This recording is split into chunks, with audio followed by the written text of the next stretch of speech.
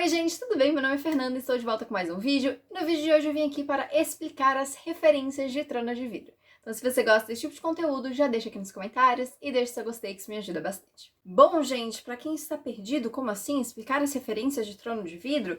Quem me segue na rede da dancinha principalmente, deve saber aí, já deve ter visto esses meus vídeos, que são vídeos justamente falando aí o que diz no título, né? Explicando as referências da série Trono de Vidro. O que acontece? Ano passado, quando eu fui fazer a minha releitura anual de Trono de Vidro, que eu sempre faço essa minha releitura, em março do ano passado, eu comecei a fazer essa releitura para fazer a série de análise literária aqui no canal, que eu fiz no ano passado, e eu aproveitei e eu comecei a fazer vídeo tanto pro TikTok quanto pro Instagram, vídeos mais curtos, explicando as referências livro a livro, né? Então, eu comecei com o primeiro livro, explicando ali, coisa e tal, e assim, é uma série que agora eu só posto no TikTok, porque no Instagram deu uma flopada aí básica, mas eu ainda estou postando essa série de vídeos, tá? Eu tô, inclusive, terminando o Império de Tempestades, que é o 5º livro, porque eu fiquei um tempo sem postar, então, tipo, tá se prolongando bastante, assim, essa série de vídeos. Só que, o que acontece? Muita gente já me perguntou nos vídeos e coisa e tal, né, e nos vídeos espalhados, desde que eu comecei a postar, na verdade, para fazer uma playlist colocando todos os vídeos juntos, para ficar mais fácil de encontrar, porque assim, né, tem gente que vai chegar e vai conhecer meu perfil hoje, vai ter que voltar o meu feed aí em mais de um ano para achar os vídeos todos.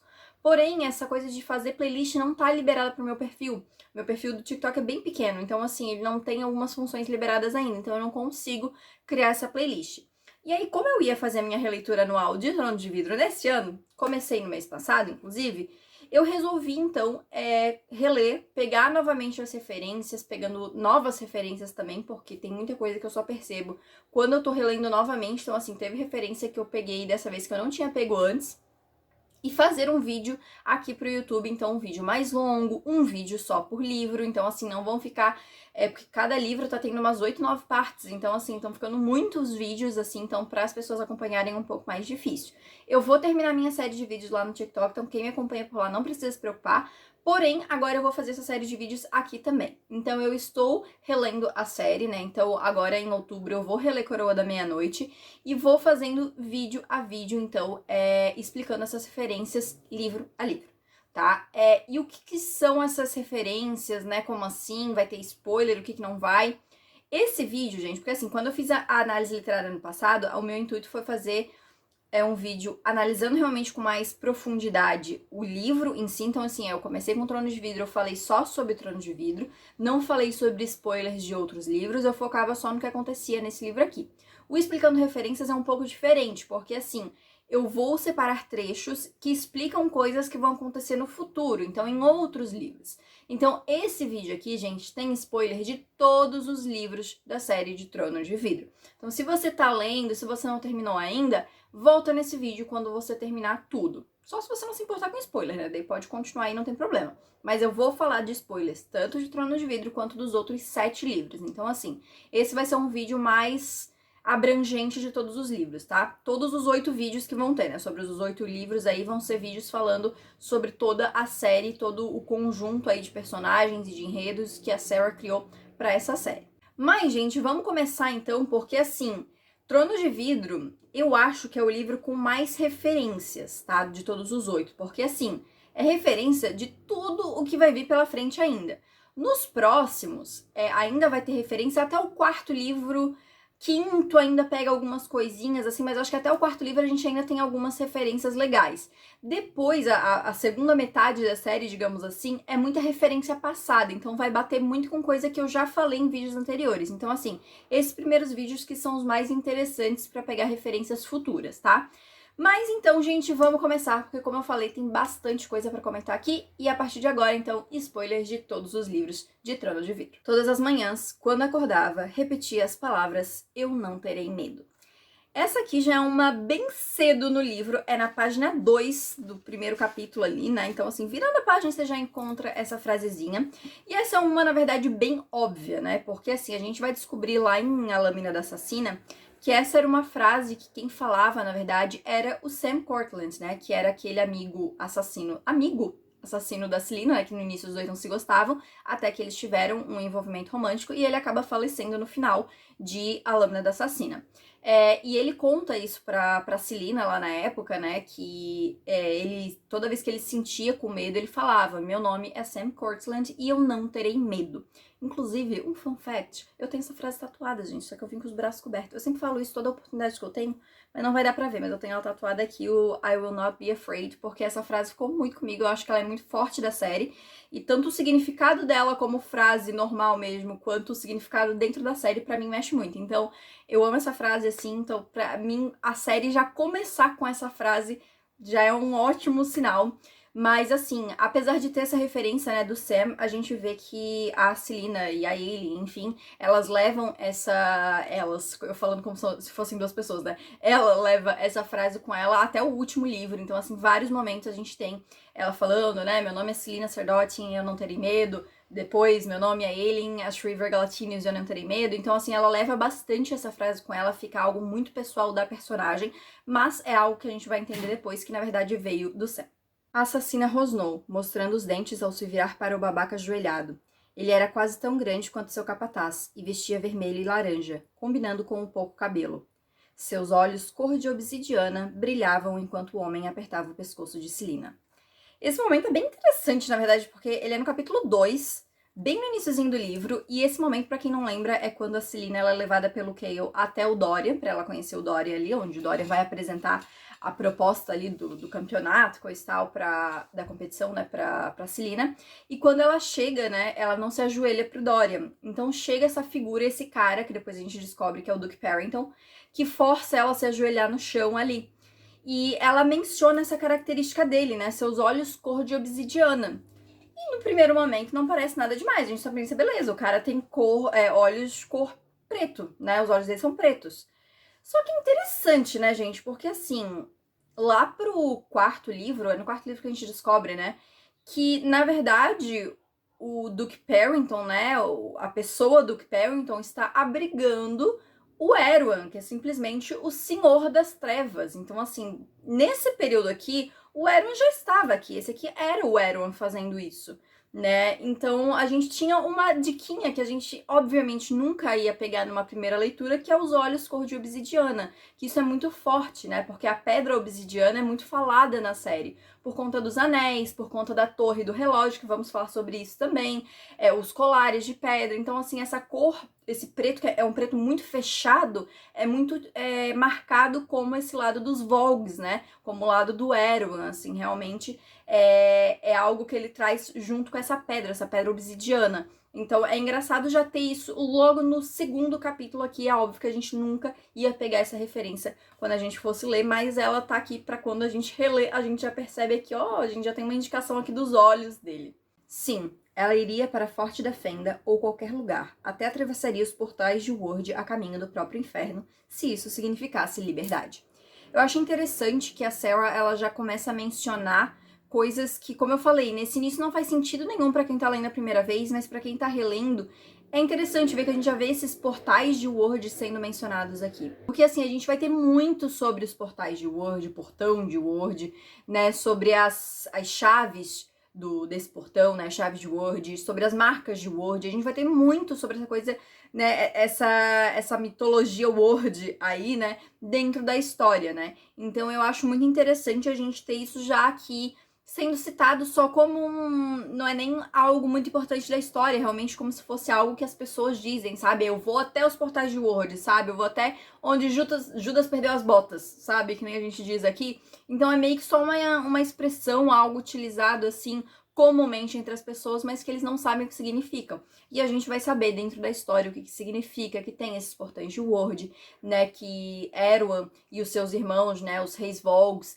queriam abrir esse portão para vir para o mundo de Erileia, e que o plano, na verdade, do Erwan é abrir esse portal para fazer os irmãos dele virem ali, eles tomarem um mundo de escuridão. Então tem muito que a gente vai descobrir relacionado aos portais de Word, mas que aqui é só mencionado realmente como algo normal, assim, que não tem nada de importância, na verdade. Ela se lembrou das 3 grandes cicatrizes nas costas.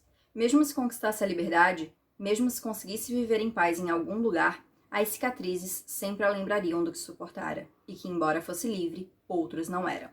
Essa frase dói muito quando a gente termina de ler o último livro, quando a gente lê o último livro, né?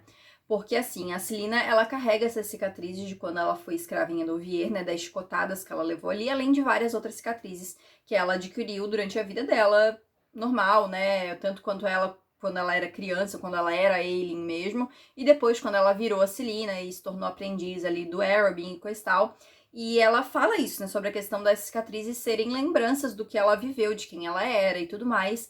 E no sexto livro, né, quando ela, ou o oitavo livro, se a gente tá considerando aí os dois extras, né, Reino de Cinzas, pra facilitar, quando a Aelin, ela é capturada pela Maeve, a Maeve, ela utiliza os curandeiros ali que ela tem em Doranel pra apagar todas as cicatrizes que a Aelin tem. Tanto cicatrizes, ela faz o cabelo, o cabelo da Aelin tava curto, ela faz o cabelo dela crescer e coisa e tal, pra Aelin perder tanto o senso de tempo, quanto tempo passou e enfim, quanto também pra ela não saber chegar a um ponto que ela não sabe mais o que é real e o que não é. Então tem um ponto que ela já não lembra. Nossa, eu fui assassina, Celina, será? Eu fui pra Endovier, será? Então ela começa a duvidar das coisas que são real ou não. Tanto que quando ela ela é resgatada ali depois, né, pelo Rowan e pelos outros, ela até demora um pouquinho pra assimilar que aquilo é real, porque a Maeve costumava fazer essas ilusões para ela tentar ceder e contar aonde estavam as chaves, né, para ela acreditar que essa ilusão que a Maeve criava era real.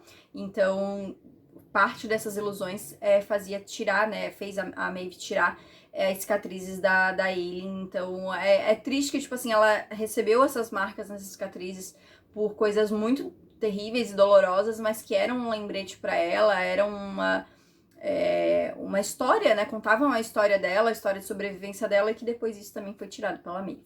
Uma vez Celina conheceram a jovem daquela terra amaldiçoada, e embora tivesse se revelado realmente cruel e sanguinária, ainda era apenas uma humana, e sangrara como uma humana. Aqui a Celina tá meio que pensando ali sobre o reino das bruxas e coisa e tal, sobre as terras lá do lado das bruxas, e ela fala sobre essa jovem que ela conheceu. E depois a gente vai saber que quem é essa jovem é a Ansel, que ela conhece lá em A Lâmina da Assassina, no segundo conto, no terceiro conto, que é a Assassina e o Deserto Vermelho, se eu não me engano, Assassino e o Deserto, alguma coisa assim, que é a Ansel que tá lá também sendo treinada pelos assassinos silenciosos e que no fim ela acaba traindo todo mundo. E só que a Celina acabou virando amiga dela mesmo, né? Então ela poupa a vida da Ansel, e isso é muito importante, até porque depois a Ansel vem ajudar a Aelin, né? E todo mundo ali de Terrazen, então, por conta dessa dívida e por conta da amizade que elas têm. Mas, enfim, pra quem tá relendo aí não lembra, né? Pode não lembrar quem é essa jovem aqui que ela menciona. É a Ansel. Celina tinha apenas 8 anos quando Arobin Hamel, seu mentor e rei dos assassinos, a encontrara semi-submersa na margem de um rio congelado, levando-a para seu forte na fronteira entre Adarlan e Terrazen. E ainda só para completar, só porque é no mesmo parágrafo, então a gente fala tudo junto, Celina acabara de ficar órfã e mesmo com 8 anos já sabia que uma vida com Arobin, com um nome novo que ninguém reconheceria, mas que algum dia todos temeriam, significava uma chance de recomeçar. Aqui é o momento que ela tá indo já com a galera ali do príncipe, né, com o Kael, enfim, os soldados já estão indo de volta pra Darlan, e eles estão ali na floresta, e a Celina tá pensando um pouco sobre o passado dela, e ela pensa nisso, né, quando ela foi resgatada pelo Arobin. E eu acho muito engraçado, porque assim, aqui a história de origem da Celina, né, dessa transição de Aelin pra Celina, mas eu acho interessante porque fala disso, né? Uma vida com Arobin com um nome novo que ninguém reconheceria. Porque quando eu li pela primeira vez, eu não reparei isso. Eu não reparei que falava desse novo nome, que o nome dela não era Celina Sardotin. Eu nunca reparei nesse detalhe em específico. E é algo que, tipo assim, a principal chave para quando a gente tá lendo Coroa da Meia-Noite, a gente matar a charada que vai ser revelada no final do livro, que a Celina é a Aelin, né? Então, assim, eu acho muito interessante que, tipo, a Sarah colocou isso aqui na nossa cara, não tá aqui, ó. Ela não é Celina Sardotin, não é o nome dela de verdade.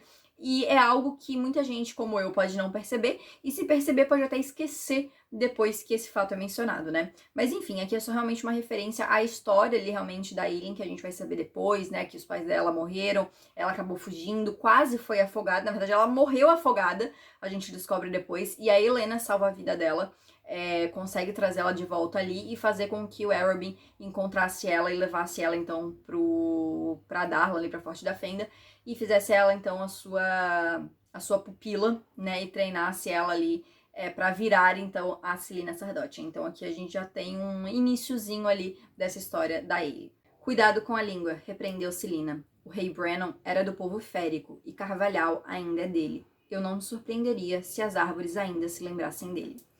É interessante também, porque assim, esse é mais ou menos nesse mesmo momento que os soldados estão ali, eles estão reclamando da floresta, e a Celaena fala, né, que a floresta era do rei Brannon e coisa e tal, e quem que era o rei Brannon? O rei Brannon foi o primeiro rei de Terrazen, que é basicamente o descendente, né, o primeiro, a Aelin, na verdade, é descendente do Brannon, e todo mundo fala que a Aelin é a herdeira de Brannon. E por que ela é herdeira de Brannon? Porque os poderes, né, o Brannon era férico e o poder dele era fogo. E era um poder muito grande, ele realmente era muito poderoso. Tanto é que até falado que a Maeve tinha medo dele e do poder de fogo dele, né?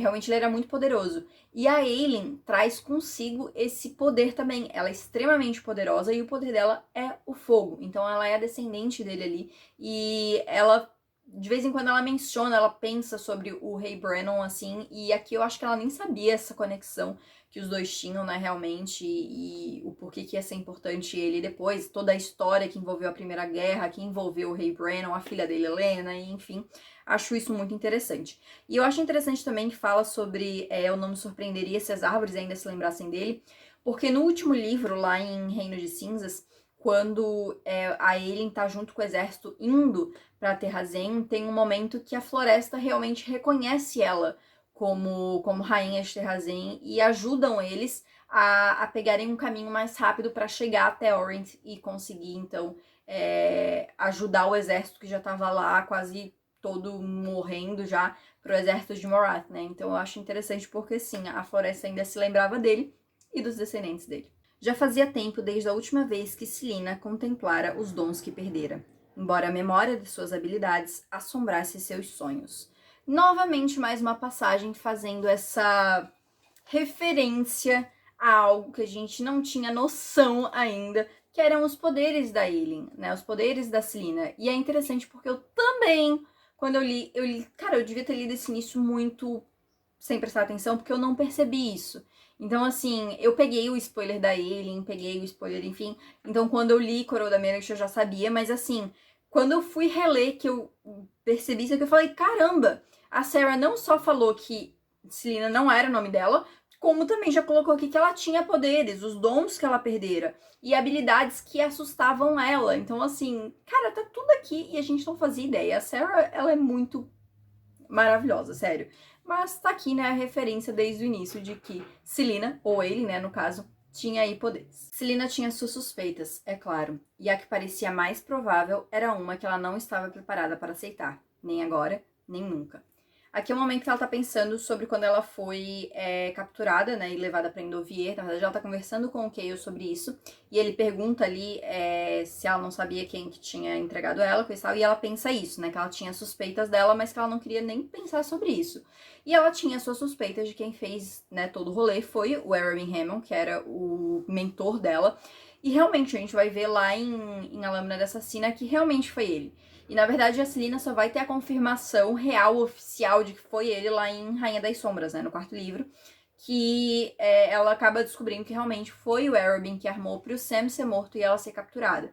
Mas ela já tinha essas suspeitas aqui, só que ela meio que não queria acreditar, porque a relação dela com o Arobin é uma relação bem complicada. Eu comento bastante sobre essa relação dos dois nos vídeos de análise, mas era um relacionamento bem tóxico, né? O Arobin tentava manter bastante o controle sobre ela ali, e bem aquela coisa assim de relacionamento tóxico mesmo, de que ele era cruel com ela, ele fazia alguma coisa horrível com ela e depois ele tentava comprar a desculpa dela e vinha com desculpinhas e com isso e com aquilo.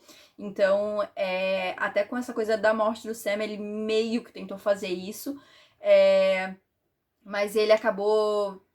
Digamos que eu comento lá no vídeo, acho que é de A Lâmina da Assassina, que pra mim o Arobin acabou se dando mal por conta desse orgulho dele, dessa questão de punir a Celaena. Porque se ele quisesse, ele poderia ter resgatado ela depois e teria pego ela para ele, e eu acho que ela nunca mais sairia do lado dele depois daquilo, sabe? Ela confiaria nele muito depois daquilo. Mas ele acabou deixando passar, deixou ela lá pra ela ser punida mesmo, pra ela sofrer lá, realmente. E ele até comenta, se eu não me engano, no final de Lâmina Assassina, que ela tinha que... meio que... ela merecia passar por uma punição ali. E deu tempo suficiente pra ela parar, pensar, analisar tudo que aconteceu e pensar realmente que o Arobin poderia ter a ver com aquilo, e realmente depois ela descobre que ele tem. Então, assim, só uma referenciazinha a algo que vai ser confirmado pro leitor lá em A Lâmina Assassina, mas que só vai ser confirmado pra ela em Rainha das Sombras. Selina não desejava reinar sobre a cidade novamente. A magia estava morta, os féricos tinham sido banidos ou executados, e ela nunca mais teria nada a ver com a ascensão ou a queda de reinos. Essa frase eu acho muito engraçada, eu até comentei, eu lembro quando eu fiz o videozinho de explicando referências lá pra outra rede, que eu comentei, porque assim, cara, essa frase é muito engraçada porque a Selina, a Aelin, ela gabaritou tudo ao contrário. Que ela fala, Selina não desejava reinar sobre a cidade novamente. Cara, ela reina novamente sobre a cidade, né? Tanto como Selina, que ela acaba virando campeã do rei, então ela volta ali com essa pose, né, dela de assassina, com essa posição dela e tal, quanto como Aelin. Porque lá em Rainha das Sombras, no final, a gente tem a morte do rei, né, o Dorian acaba matando o rei meio sem querer, mas assim, né, enfim, tem toda a situação do Dorian lá no quarto livro. E como ele ainda tá muito abalado pelo que aconteceu, a Aelin, ela assume o controle da cidade temporariamente, né? Então ela diz lá pro povo, né, de Adarla, ó, a cidade está sob o meu comando, até o Dorian, né, conseguir assumir, tá sob o meu comando e é isso aí. Então assim, de certa forma, ela reina sobre a cidade. Aí ela diz, a magia estava morta. No quarto livro, o que a gente tem? A magia voltando. Porque a magia não estava morta, estava apenas bloqueada. 2 não, é 3. Os féricos tinham sido banidos ou executados. Bom, a gente descobre que a Selina mesmo é uma semiférica, né? E quando ela vai pra Doranel, ela já vem de lá, né? Ela volta sozinha, mas assim, ela vem de lá com a lealdade de um férico, né? E quando ela estabelece, então, a corte dela lá em Terrazen no último livro, ela é uma férica completa, né? Porque quando ela vai forjar o fecho, ela acaba sacrificando o lado humano dela. Então, ela é uma férica completa, casada, né, parceira de outro férico, e toda a corte dela, praticamente 90% são féricos. Então, assim, os féricos que tinham sido banidos voltaram, e ela ainda traz féricos de volta, assim, né? Então, assim, porque tem a família do Rowan que tá lá, e tem a galera que volta para Doranel, então tem todo um rolo, mas quando tem a guerra, né, ela tem essa galera toda que vem pra ajudar na guerra. Então os féricos vêm pra cá também, né, pra Darlan ali, pra Darlan não, pra Erileia, né, pra Terrazen. Então assim, eles tinham sido banidos ou executados, mas eles voltam, alguns pelo menos. E ela nunca mais teria nada a ver com ascensão ou queda de reinos. Pô, não preciso nem comentar, né? A Aelin é a que mais tem a ver aí pra tentar manter o reino dela e a ascensão de Terrazen novamente, que tinha sido, né, derrotada por Adarlan anos antes. E ainda havia o fato dos olhos de Dorian serem azuis como safiras, diferentes, inclusive, dos da mãe. Ninguém sabia de onde eles vinham. A gente descobre depois, na verdade, né, aqui é um momento que que tá sendo contada a história pelo Dorian, e ele pensa isso sobre os olhos dele serem diferentes tanto da mãe quanto do pai. Só que essa cor dos olhos dele vem do Gavin, que foi o primeiro rei de Adarlan, que tem os olhos azul safira. E tem um momento lá, e eu acho que é Império de Tempestades, que a Helena comenta, né? Ah, que tem o príncipe com os olhos do meu parceiro, coisa e tal, que o parceiro da Helena era o Gavin, né? E os dois foram os primeiros reis de Adarlan. Então aqui tá a resposta para quem leu e de repente não, né, pensou, ai, de onde que vinham esses olhos? Então, vinha do primeiro rei ali, então da linhagem Raviliard ali do Dorian. Filho ou não, rosnou o rei, eu ainda sou seu rei. Você me obedecerá, Dorian Raviliard, ou sofrerá as consequências. Assim, vou nem me estender muito, mas sim, Dorian infelizmente vai sofrer as consequências aí na mão do pai dele, né? A gente vê lá no final de Herdeira do Fogo, que é quando ele realmente se rebela, né? Se coloca contra o pai dele, que ele é pego, capturado e colocado um colar de Worja, um colar de obsidiana ali no pescoço dele, e ele é dominado por um príncipe Volg, né? E ele só vai ser libertado no final do quarto livro e ele sofre coisas horríveis. E eu fico muito a dó do Dorian desse momento, mas sim, infelizmente ele acaba realmente sofrendo as consequências de se opor ao pai dele. A torre do relógio, explicou, olhando maravilhado o relógio que terminava seu grito de guerra. Selina nunca ouvira sinos como aqueles. No meio do jardim, erguia-se uma torre feita de pedras pretas. 2 gárgulas de asas abertas estavam empoleiradas em cada um dos 4 relógios, rosnando silenciosamente para os que passavam abaixo. Essa torre do relógio, né, gente, também de pedra preta, nessa cor obsidiana, tal qual os olhos do Duke Parrington, que depois a gente descobre que, na verdade, essa torre do relógio, ela é um grande responsável pela magia não existir mais ali no território, né? Porque o rei, basicamente, ele criou 3 torres pretas e com ele fez uma triangulação aí com essas 3 torres e fez uma magia ali que impediu, realmente bloqueou o uso da magia. Ele usou, né, o próprio sangue dele pra selar essa magia. E, na verdade, ele fez isso numa tentativa de proteger as pessoas, porque o Erwan basicamente queria exterminar todos os usuários de magia, né, todas as pessoas que tivessem magia.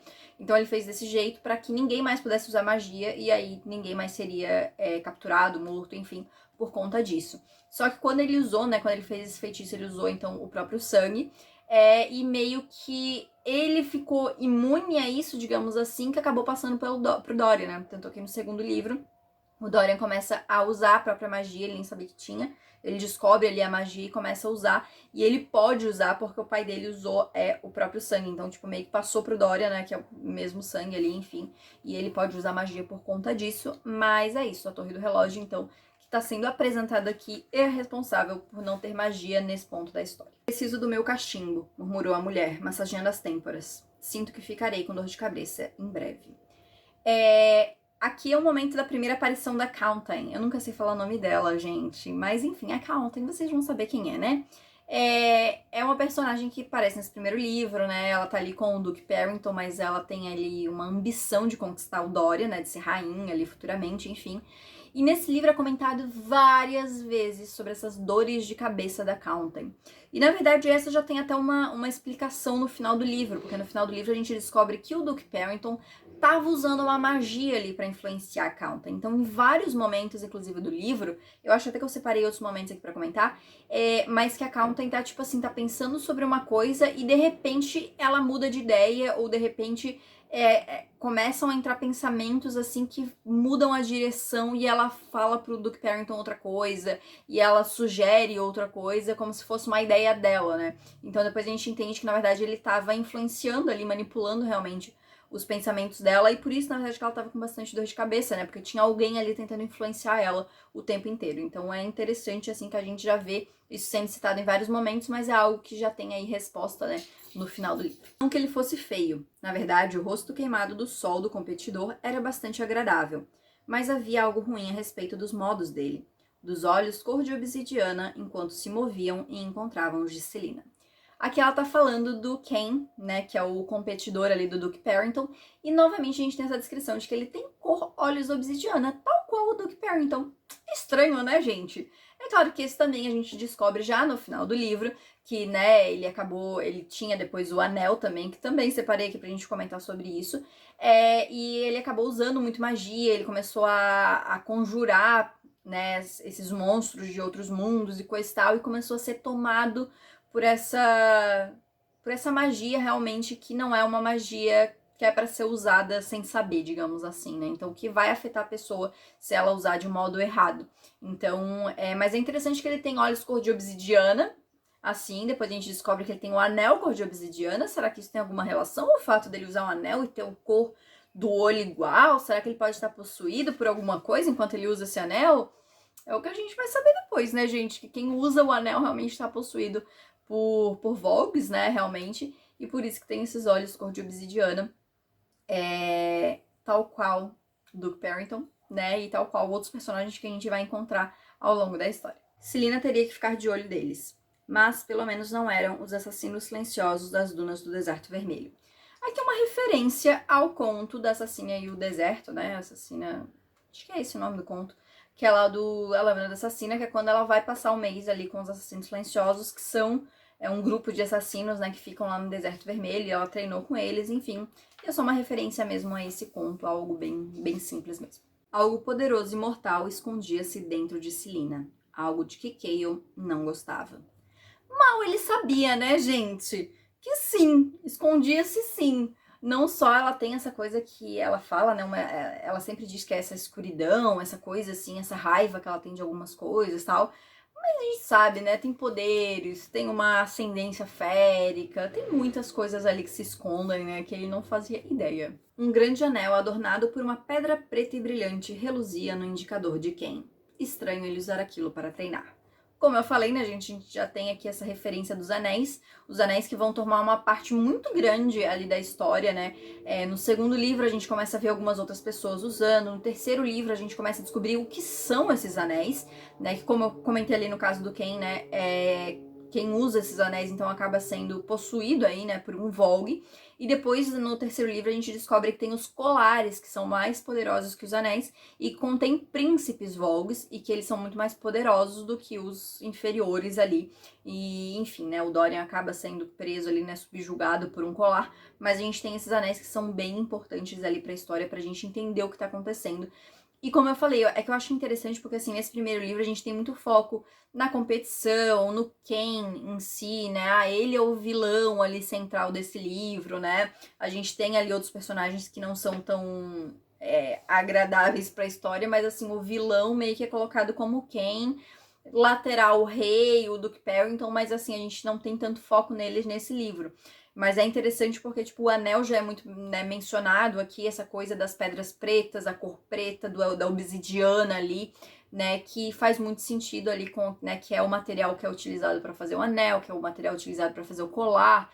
Então, tem tudo uma ligação que a gente só vai fazer quando a gente já conhece ali, né, o rumo que a história vai tomar depois. Mesmo sem conhecer pessoalmente Parent, a segunda maior cidade de Terra Zen, a mera menção da terra natal provocava uma faísca de medo e culpa na assassina.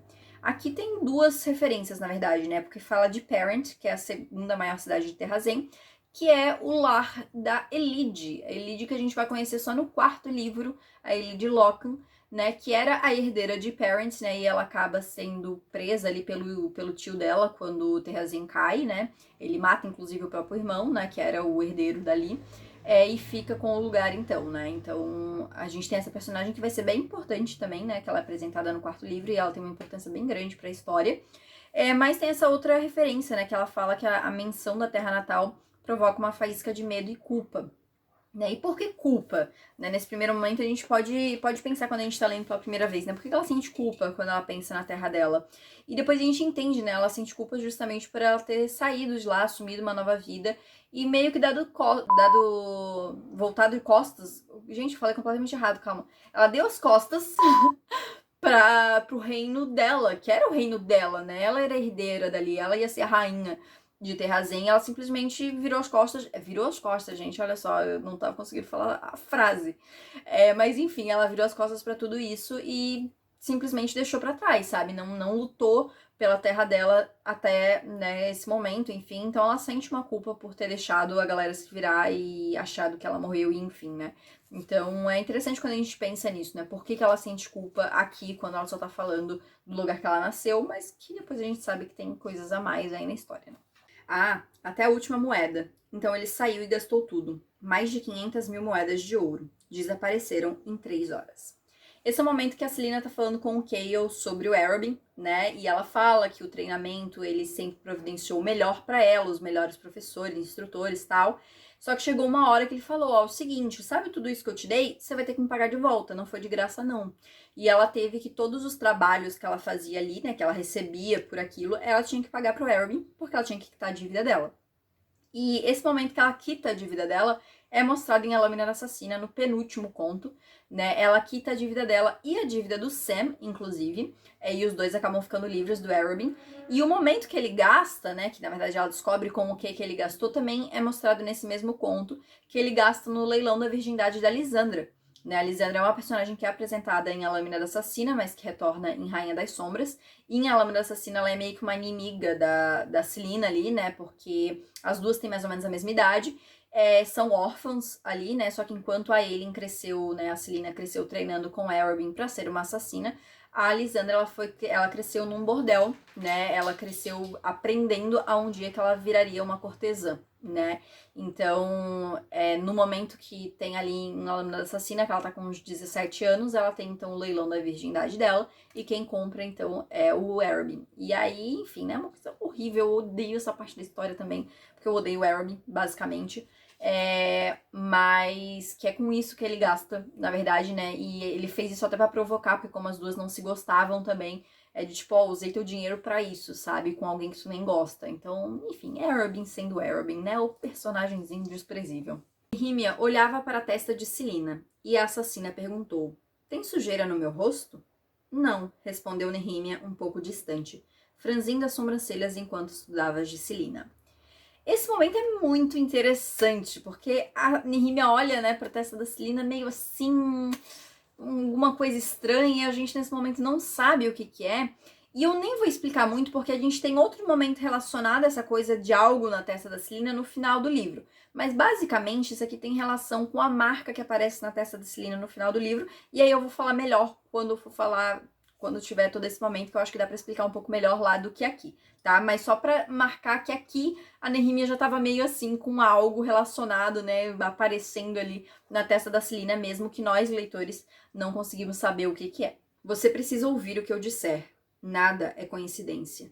Tudo tem um propósito. Você deveria vir para esse castelo, assim como deveria ser uma assassina, aprender as habilidades necessárias para sobreviver. Esse é o momento que a Celina vê pela primeira vez a Helena, né? Que ela sonha, né? Ela acha que é um sonho ali com a Helena. E a Helena fala isso pra ela. Você precisa ouvir o que eu disser, nada é coincidência, tudo que aconteceu basicamente aconteceu por um propósito. E a gente vai descobrir que sim, na verdade, muitas coisas que aconteceram foram até orquestradas pela Helena, né? Essa coisa dela sobreviver quando ela se afogou quando ela era pequena, né? Como eu já comentei, a Helena salva a vida dela, né? Traz ela de volta porque a Eileen tinha morrido lá em... porque isso é falado lá em Império de Tempestades, mas quando ela era pequena. E o Arobin ter encontrado a Celina também não foi coincidência. A Helena que meio que influenciou os pensamentos dele para ele dar uma volta naquela região e encontrar, para fazer com que a Celina realmente crescesse com ele, para que ela aprendesse as habilidades, para que ela tivesse habilidades para ser realmente uma guerreira, né? Porque ela tinha que ter, ela não poderia ser só uma princesinha que não soubesse de nada, porque a Helena sabia que a guerra iria vir contra Erwin, e a pessoa a liderar precisava ser uma pessoa forte, uma pessoa que realmente fosse estar combatendo junto, realmente tivesse habilidades a mais, né? Então tudo isso foi orquestrado pela Helena, e o fato dela ser levada também pro castelo também foi orquestrado pela Helena, né? Depois a gente descobre também em Império de Tempestades que a Nehemia tinha visto a Helena, e a Helena tava meio que influenciando tudo pra Nehemia ir pra lá também, né? Pra todo mundo se encontrar ali, todo mundo que precisava se encontrar para as coisas começarem a acontecer. Então aqui a gente não tem muita noção disso, mas depois a gente sabe que sim, assim, muitas das coisas foram planejadas para acontecer dessa maneira, né? Só consegui encontrar umas teorias radicais exageradas. Jamais soube nada disso. Por quê? Alguns livros dizem que o Urge é a força que une e governa Erileia. E não apenas Erileia. Diversos outros mundos também. Essa é uma referência que eu não vou explicar muito, porque para explicar eu teria que falar sobre outros livros da Sarah J. Maas. E eu acho que isso por si só já é meio que um spoiler. Então, assim, fica aí. Entendeu? Eu só vou ressaltar esse aqui, e quem quiser que eu explique, eu explico nos comentários. Me deixa aí uma mensagenzinha, pô, explica aqui que eu explico, basicamente, tá? Mas eu não quero falar porque daí é spoiler de outras coisas que eu não quero entrar aqui, porque aqui vai ser só spoiler de Tronos de Vidro mesmo. E é isso aí, e acabou. Dominaria aquele jogo ridículo, ou transformaria a mesa em lareira, e usaria para queimar quem vivo. Esse é o momento que a Celina tá tentando jogar sinuca, né? E ela tá estressada porque ela não tá conseguindo aprender. Mas eu destaquei essa frase porque eu acho interessante que ela fala, né? Dominaria aquele jogo ridículo ou transformaria a mesa em lareira e a usaria para queimar quem vivo. E eu acho interessante ela usar esse método para pensar em matar o Ken, porque é óbvio que ela tava, né, tipo, ai, tô jogando aqui, pô, tô estressada, vou quebrar isso aqui, tacar fogo e aproveito e taco fogo no Ken junto. Mas é interessante quando a gente pensa sobre os poderes que ela tem, né? E de tantas habilidades que ela tem, é esse o modo com que ela pensa ali no momento, né? De acabar com o Ken, né? Que o fogo acaba vindo na cabeça dela mesmo que seja algo não consciente, sabe? Então, enfim, é só uma referenciazinha, que nem é uma referência, na verdade, mas que eu, toda vez que eu leio, eu fico tipo, né? Pode ser que algo que ela pensou ali no momento, né? Lembrou talvez dos poderes dela, seria tão mais fácil se ela tivesse poderes, né, nesse momento. Mas enfim, só um detalhezinho da história mesmo. Um lembrete de que, embora Helena tivesse se tornado rainha de Adarlan, ela ainda pertencia a Terrazen. Como Celina, não importava onde Helena fosse, não importava a distância, Terrazen sempre seria parte dela. Isso aqui eu acho que é uma dicona, assim, ó, de ouro de que a Celina é a Aelin. Porque, assim, eu acho que é muito estranho, né, a Celina pensar, nossa, porque Terrazen era dela, assim como a antiga princesa de Terrazen sempre seria parte de Terrazen. Porque, assim, se a gente para, beleza, a Celina nasceu lá, mas saiu de lá. Então, assim, essa conexão que a Celina pensa, né, toda vez em Terrazen, eu acho que é muito mais forte, muito mais intensa do que só alguém que nasceu, morou lá e saiu depois, sabe? Fugiu de lá depois, enfim. Eu acho que é muito mais poderosa essa conexão que elas têm. Então, assim, realmente ela tá comparando a relação que a Helena, que era uma princesa, não era uma princesa porque na época não tinha Terrazen, mas ela era filha do Brennon que virou o rei de Terrazen. Então ela tá se comparando a filha do rei a filha do rei Brennon a ela mesma, que é uma plebeia. Nesse momento a gente acha que ela é uma plebeia. Então, assim, eu acho que isso aqui é uma dicona pra gente ver que, cara, talvez a Celina não seja só uma plebeia qualquer, sabe? Se ela tá se comparando a alguém que era da realeza, que o pai dela foi o primeiro rei de Terrazen, por que as duas teriam essa conexão? Por que assim como a Helena, Terrazen também sempre seria uma parte da Celina, sabe? Então, assim, eu acho que são detalhes quando a gente pega na história, eu acho que pode facilitar pra descobrir a identidade da Celina. Mas que eu fico feliz que eu não tenha... Quer dizer, eu descobri, mas não nesse momento, né? Eu descobri depois, quando eu já tinha terminado de ler esse livro. Mas que eu acho que pra quem tá lendo, né, e coisa e tal, eu acho que é interessante, porque é dica o suficiente pra quem for ligado começar a pegar, mas pra quem for um pouquinho mais desligado, só ir no ritmo da história e nem perceber, né? Eu gostaria que o príncipe Dorian os tivesse visto, disparou Counten. Sua Alteza me contou ontem mesmo como gosta de vir aqui. A mentira foi bastante fácil e, de alguma forma, fez a dor de cabeça melhorar. Aqui é o momento, de novo, da Counten, e eu separei mais esse momento que fala a dor de cabeça dela, que é o que eu tava falando, que comprova essa questão de como o Perrington tava manipulando, influenciando os pensamentos dela, que, né, ela fala que a mentira foi bastante fácil e aliviou a dor de cabeça dela. Então, tipo, falar aquilo fez com que a dor de cabeça ficasse melhor. Então, porque provavelmente, né, o Perrington tava manipulando pra ela entrar naquele assunto, pra ela falar algo daquele jeito, e quando ela falou, ela meio que tinha cumprido o objetivo do Perrington e melhorou, né? Algum momento depois, aconteceu. Os olhos de Perrington ficaram obscurecidos e o rosto dele empalideceu, como se visse tudo no mundo como era de verdade e não encontrasse alegria ou diversão nele.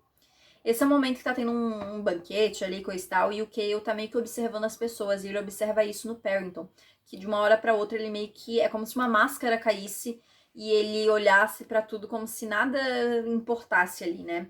E depois que a gente descobre, né, que ele é o Erwin, provavelmente aqui é um daqueles momentos em que realmente a máscara caiu, sabe? Que ele não precisava manter a pose de Perrington porque ele achou que ninguém tava prestando atenção. E ele deixou o Erwin realmente vir à superfície. O Erwin, tipo, nossa, isso aqui não significa nada, sabe? Isso aqui pro meu plano, pro que eu quero pro mundo, isso aqui não é nada, é tudo inutilidade, tudo futilidade, né? Então acho que é interessante que novamente a gente tem a pista de que tem algo muito errado com o Perrington nesse livro. Vocês conversam com facilidade. Parece que tem uma conexão. Essa é uma frase da Nehemia pra Celina sobre o Dorian, né? Que ela fala que parece que a Celina e o Dorian têm uma conexão. E eu acho interessante porque, assim, eles têm uma conexão não do jeito que a Celina leva aqui, mas provavelmente do jeito que a Nehemia quis dizer. Porque lá em Império de Tempestades, a gente tem um momento que a Aelin e a Manon, elas veem uma cena do passado, antes disso tudo aqui, que é quando a Nehemia encontra a Helena, e a Helena fala, né, sobre as coisas, sobre o fecho. Essa questão do fecho, gente, vai ter referência só em Coroa da Meia-Noite, então eu só vou falar lá, porque é uma questão um pouquinho mais complicada, então assim, eu explico lá pra não ficar muito confuso aqui. Mas basicamente ela diz que o fecho tem que ser gerado por alguém da linhagem de Mala, né? E a Mala, ela era casada com o Brennon, era parceira do Brennon, que eram os pais da Helena. E essa linhagem, no momento atual, só teriam 2 possíveis candidatos, porque tem alguns requisitos a serem preenchidos, né? E um deles é ser da linhagem deles ali, né? Ter a questão de ter poderes, né? Dependendo do poder ali, tem que estar pronto para aquilo. Então tem alguns requisitos para cumprir. Mas nesse momento, o que realmente conseguiriam se encaixar nessa linhagem coisa e tal, era o Dorian ou a Aelin, a Celina. Porque o Dorian, como eu falei, ele é da linhagem do Gavin com a Helena. O Gavin e a Helena, eles foram os primeiros reis de Adarlan, e eles deram, então, né, início para essa linhagem Raviliard, que foi acabar lá no Dorian.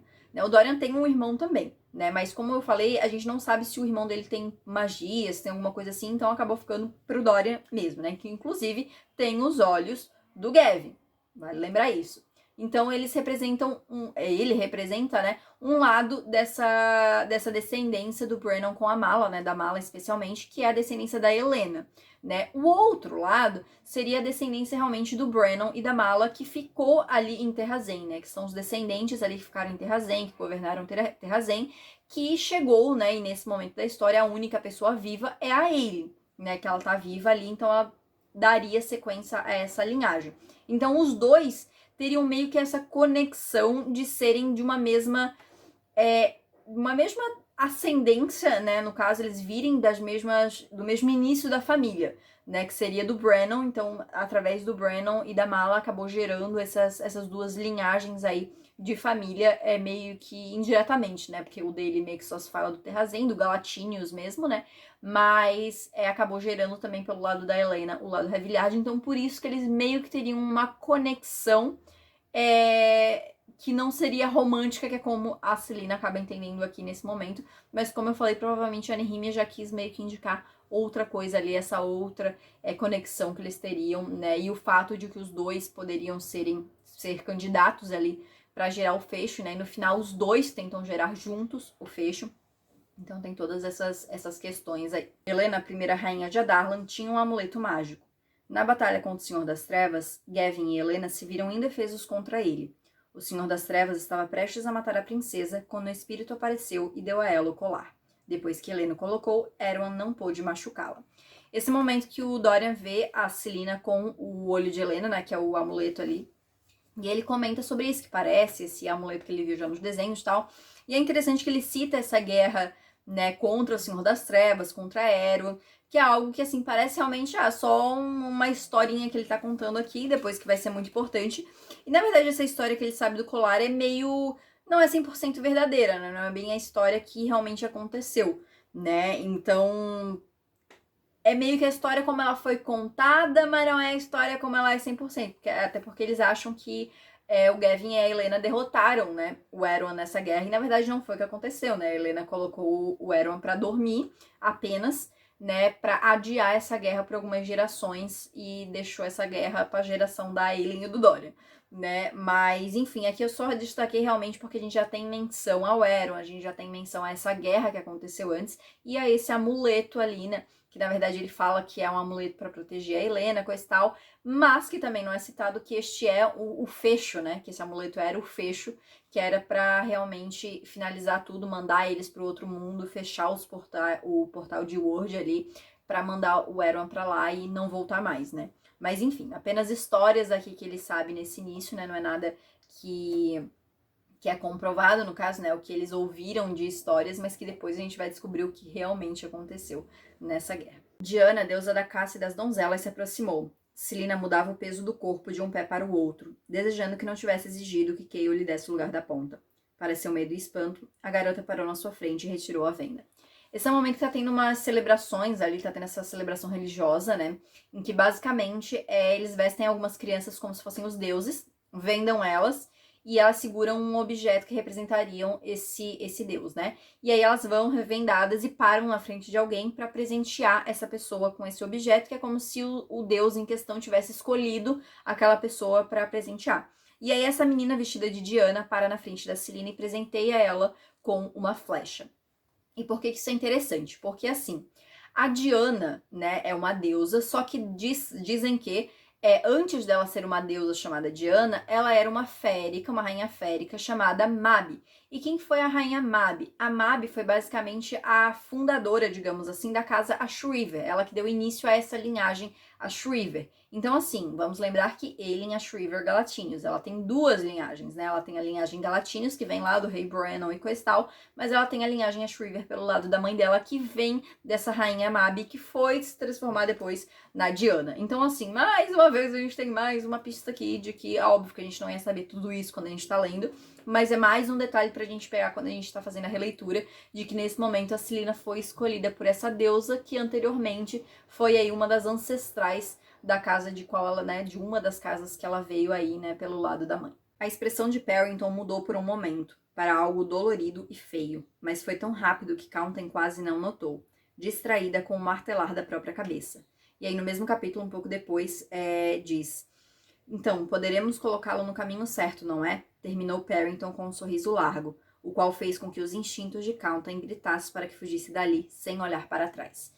Mais uma vez, mais referências de que tinha algo muito errado com o Perrington, que estava afetando a Counten, e que a gente não sabe exatamente o que, até realmente ser revelado quem é o Perrington, né? Quem é a Counten, que a gente descobre depois também que ela tinha magia, e que isso com certeza influenciou na questão dela da dor de cabeça, dela estar ali perto da torre também, porque diz que a presença perto da torre dá dor de cabeça, quem tem magia e coisa e tal. Então, todos esses fatores realmente influenciaram ali para piorar o caso da Counter, e né, a gente acaba não percebendo realmente por não saber quem é o Perrington e por não saber a dimensão da história nesse primeiro livro.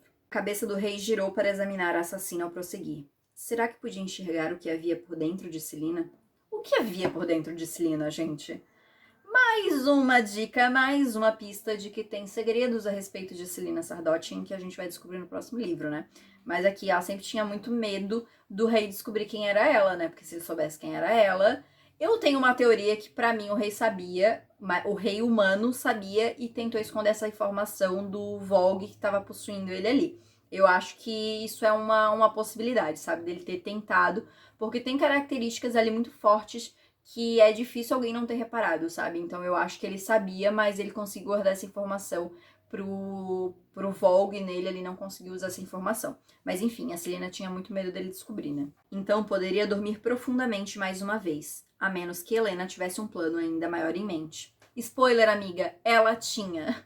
A Celaena tá pensando nisso, né? Que ela vai vencer ali a competição, coisa e tal, acabar com quem. E é isso. E a Helena, beleza, relaxa aí, porque o plano era ela virar campeã do rei, ela virou, a Helena descansa agora. A menos que a Helena tivesse um plano maior e tem um plano muito maior. Celaena corria, mais rápido do que as pernas jovens eram capazes. Tudo doía. Árvores dilaceravam-lhe o vestido e o cabelo. Pedras rasgavam-lhe os pés. Ela correu pelo bosque, respirando com tanta intensidade que não conseguia reunir ar para gritar por socorro. Tinha de chegar à ponte. A coisa não seria capaz de atravessar a ponte. Esse é o momento que ela tá sonhando, né? Ela tá relembrando o momento em que ela, depois da morte dos pais dela, isso a gente não sabe nesse momento, mas é depois que os pais dela foram mortos, e ela é salva pela Marion, que é a mãe da Elide. Só que quando tá só as duas, a Marion vê que se aproximou uma outra pessoa ali por fora da casa, provavelmente para vir terminar o serviço e matar a Aelin também. Então ela manda a Aelin fugir, ela acaba sendo morta, e a Aelin corre ali pela floresta e coisa e tal, e ela vê essa ponte e ela precisa atravessar. E quando ela tá na ponte, o cara que tá vindo atrás dela, ele corta, né, as cordas da ponte e ela cai na água, e é onde ela acaba afogando ali, né, mas depois sendo salva pela Helena e coisa e tal. Então aqui é um pouquinho da origem dela ali, do que aconteceu quando os pais dela foram mortos. Helena não dissera quase a mesma coisa tantos meses antes? Celaena engoliu em seco e Kayle abaixou a espada recuando um passo. Nehemia não deixou de encará-la. Esse é o momento antes da batalha ali, a final da competição ali, e a Nehemia dá um bastão ali pra Celaena pra ela lutar contra o Ken não, né? Primeiro contra o Kova, né? Com aquele bastão. E a Nehemia entrega, fala ali algumas coisas pra Celaena e a Celaena pensa isso. Helena não dissera quase a mesma coisa tantos meses antes, e depois a gente vai descobrir, né, em outros livros, que a Nehemia e a Helena estavam juntas, né, nesse plano, então faz sentido a Nehemia repetir algo que a Helena falou, porque provavelmente elas conversaram e falaram de algumas coisas iguais, tal, então faz sentido isso acontecer, mas é óbvio que a Celaena não saberia nesse ponto da história. Está tudo aí, disse ele, logo abaixo desse muro que você construiu por cima. Consigo ver perfeitamente. Esse é o momento da luta ali do Ken contra a Selena, e ele fala isso pra ela, e depois ele fala: como foi acordar deitada entre seus pais, coberta de sangue, coberta no sangue deles. E aí ele fala várias coisas que dá a entender que ele sabia quem era ela ali, né, que não era a Selena, que ela era ele, enfim. E ele cita essas coisas, né, do que ela esconde por baixo do muro, da morte dos pais dela, que são coisas que novamente a gente vai saber depois. E aí tudo clica certinho e a gente entende, né, todas as coisas que ele falou ali. Vocês foram trazidos aqui, todos vocês, todos os participantes do jogo não terminado. Meus amigos, quem apontou para os mortos, me contaram. Ainda nessa luta, o Ken fala isso, né, que todos os participantes do jogo não terminado voltaram. Quem são os participantes desse jogo não terminado? Inclusive, os 3 principais estão neste momento, estão nesse cenário, né? A gente tem o Erwin, né, que é uma figura muito importante, é o vilão ali, né? Então a gente tem ele ali na figura do Duke Perrington, né, que a gente ainda não sabe, mas a gente tem as 2 outras peças muito importantes, né, que são Aelin e Dorian. Né, a gente tem a linhagem do Brennon, né, a linhagem de Terrazin sendo representada pela Aelin, e a gente tem a linhagem do Gavin e da Helena, né, a linhagem Raviliard sendo representada pelo Dorian, e é extremamente importante que eles estivessem ali realmente para dar início a essa guerra, então, né, dar sequência a essa guerra que foi parada tantos séculos antes, né, que foi adiada tantos séculos antes. Então, sim, nesse momento, todos os jogadores do jogo não terminado foram trazidos de volta, mesmo que não da mesma forma, né, mesmo que fosse através aí dos seus descendentes aí da linhagem. A brisa acariciou o rosto da assassina e soprou os cabelos da jovem para trás dos ombros, como um véu oscilante de ouro. Não terei medo. Um símbolo brilhava na testa de Selena com uma forte luz azul. Vamos falar então, esse vídeo já tá gigantesco, gente, desculpa, mas é porque, como eu falei, tem muita referência nesse primeiro livro. E como eu falei, tem essa cena que fala desse símbolo que marca na testa da Selena. Esse símbolo é muito importante porque ele é conhecido como a marca de Brennon, também conhecido como a marca dos bastardos ou a marca dos sem nome, né? E por que isso é importante? Nesse momento, o que seria importante pra gente notar é que marca a Selena como descendente de Brennon. Marca ela como Aelin Galatinius. A sorte dela é que ninguém conhecia essa marca, né? As pessoas que estavam ali, ninguém conhecia essa marca. Porque basicamente, né, o Brennon, como eu falei, ele foi o primeiro rei de Terrazen, só que ele veio do nada, ele não era um cara que veio, porque não existiam os reinos, não existiam essa coisa, ele realmente fundou Terrazen, ele criou ali e virou rei. Mas ele era um cara, ele era um bastardo, né, ele não tinha família, então por isso que é dos sem nome, dos bastardos e coisa e tal, e acabou se tornando a marca dele, porque ele acabava utilizando essa marca, né, aparecia essa marca nele e nos descendentes dele, então acabou ficando conhecido por isso. Nesse momento, é importante por conta disso, porque a gente marca a Selena como Aelin, como descendente de Brennon. Porém, esse símbolo vai ser mais importante, porque também vai marcar depois a Aelin como a escolha, a única escolha para o sacrifício para gerar o fecho. E aí, gente, como eu já falei, eu não vou entrar na questão do fecho nesse vídeo, porque essas referências vão vir mais em Coroa da Meia-Noite, então eu explico mais lá, porque é uma questão que vai demorar um pouco mais. Mas, enfim, nesse momento da história, o importante realmente era saber essa questão da marca de Brennon, porque marcava ela realmente como descendente dele. Mas tem sim a ver com a questão de quem iria ser o escolhido para ser o sacrifício do fecho. E aí essa questão eu explico melhor no vídeo de Coroa da Meia-Noite. Não acho que Counten tivesse previsto esse efeito, mas seu sangue reagiu assim. Magia atrai magia. Esse momento que a Selena tá conversando com a Nehemia depois da competição ter acabado, coisa e tal, e elas falam sobre as alucinações que ela teve ali, e a Nehemia cita isso, né, que magia atrai magia, então de repente por isso que o sangue da Selena reagiu diferente ao veneno que a Counten tinha colocado na bebida.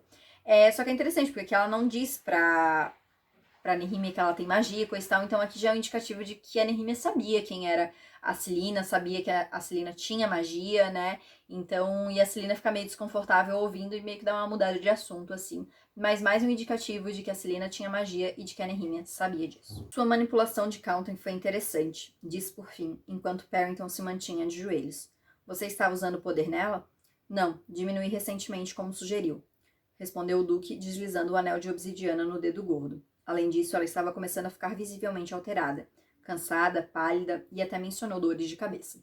Aqui, então, né, gente, é a explicação, então, de todas aquelas dores de cabeça que eu comentei da Kaunta, que ela cita em vários momentos. Eu separei só 2 trechinhos pra comentar, mas ela fala em vários momentos sobre essas dores de cabeça e sobre essa influência que o Perrington estava aplicando nela, né, que ele estava usando o poder e depois ele diminuiu como o rei sugeriu ali que ele fizesse, né. Então, tem a resposta já pra essa referência, né, aqui no fim do livro. Estou dizendo que em 4 anos estarei livre, e eu nunca fui livre na vida. O sorriso de Celina cresceu. Quero saber como é a sensação.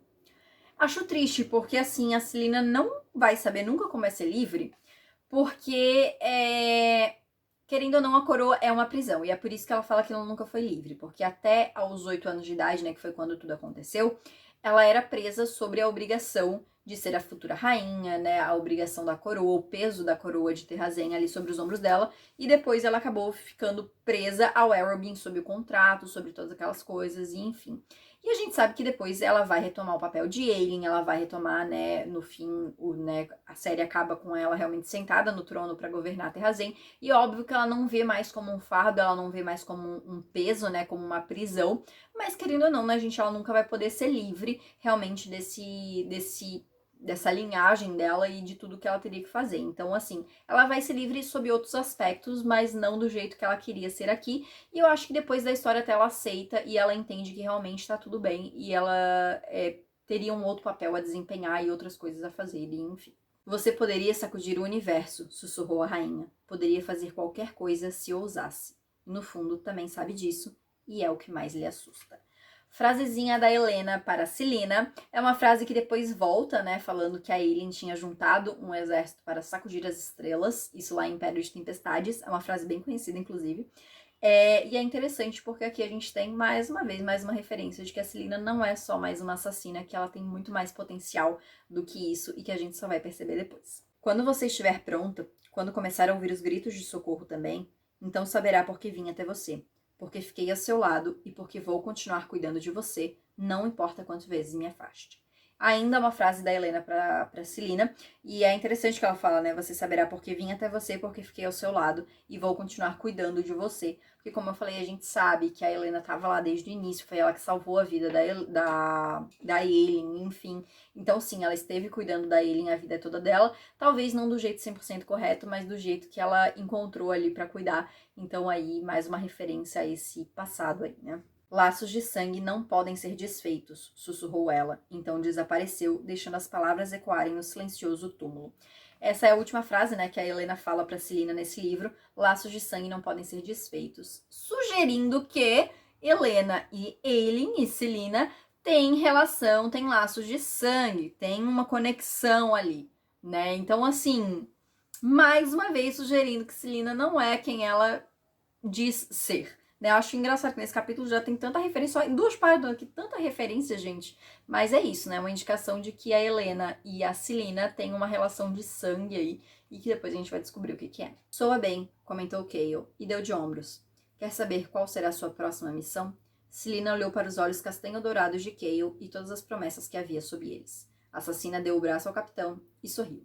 Conte-me amanhã.